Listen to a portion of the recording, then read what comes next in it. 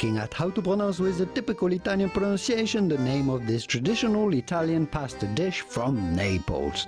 The dish is made by lightly sautéing sliced, minced or pressed garlic in olive oil. Very simple, sometimes with the addition of dried red chili flakes and just tossing that with the spaghetti. There's nothing simpler to do, but it's so delicious. So how do you go about pronouncing it in Italian? Aglio, which means garlic. The G is silent, so pretty much ignore it in this case and simply say aglio.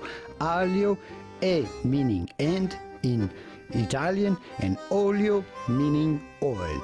Olio. Aglio, garlic and olio. Aglio e olio. Spaghetti, aglio e olio.